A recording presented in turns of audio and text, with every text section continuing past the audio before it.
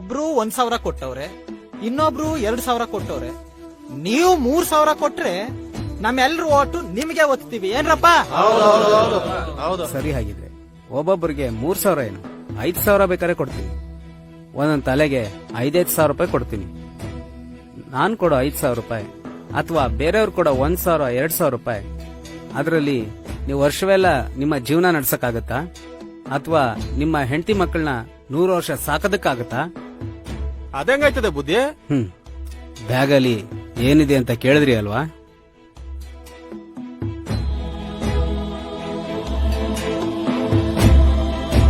ನೋಡ್ರಪ್ಪ, ನೀವು ಹಾಕೋ ಹೋಟು ನಿಮ್ಮ ಹಕ್ಕು. ಅದರಿಂದ ಅದನ್ನ ಬಿಡ್ಗಾಸ್ಗೋಸ್ಕರ ಮಾರ್ಕತಿರಲ್ಲ, ಅದ್ ಸರಿನಾ?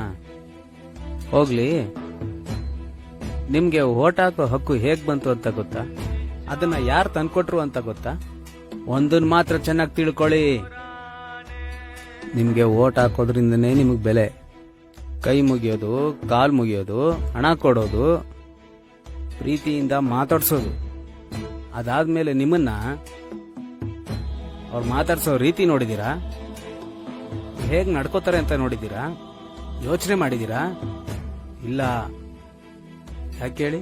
ಈಸ್ಕೊಂಡಿರ್ತೀರಲ್ಲ, ಅದಕ್ಕೋಸ್ಕರ ಸೀರೆ, ಹೆಂಡ, ಬಿರಿಯಾನಿ, ನಿಮ್ಮನ್ನ ನೀವು ಯಾಕೆ ಮಾರ್ಕೋತೀರಾ?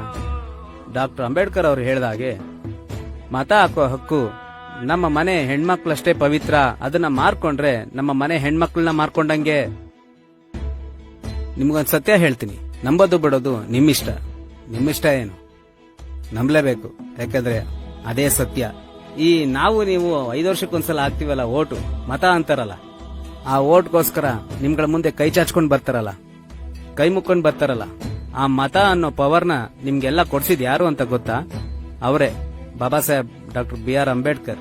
ನಿಮ್ಗಳ ಒಂದೊಂದು ಓಟಿನ ಹಿಂದೆ ಆ ಮಹಾತ್ಮನ, ಪುಣ್ಯಾತ್ಮನ ಶ್ರಮ, ಕಷ್ಟ, ನೋವು, ಪ್ರಾಮಾಣಿಕತೆ ಎಲ್ಲವೂ ಅಡಗಿದೆ. ಅಂತ ಮೂಲ್ಯವಾದ ಓಟನ್ನ ದುಡ್ಗೋಸ್ಕರ ಮಾರ್ಕತಿರಲ್ಲ, ಇದು ಸರಿನಾ? ನೀವೇ ಹೇಳಿ.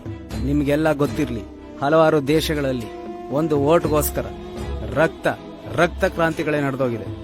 ಅಂಥದ್ರಲ್ಲಿ ಬಾಬಾ ಸಾಹೇಬ್ ಅಂಬೇಡ್ಕರ್ ಅವರು ನಮ್ಮ ದೇಶದ ಎಲ್ಲ ಸಮಾಜದ ಜನತೆಗೋಸ್ಕರ ವೋಟ್ ಮಾಡೋ ಹಕ್ಕನ್ನ ತಂದ್ಕೊಡೋಕ್ಕೋಸ್ಕರ ತಮ್ಮ ವಿದ್ವತ್ ಬುದ್ಧಿಶಕ್ತಿಯನ್ನ ಬಳಸಿ ನಿಮ್ಗೆಲ್ಲರಿಗೂ ವೋಟ್ ಮಾಡೋ ಹಕ್ಕನ್ನ ತಂದ್ಕೊಟ್ಟಿದ್ದಾರೆ ಅಂತ.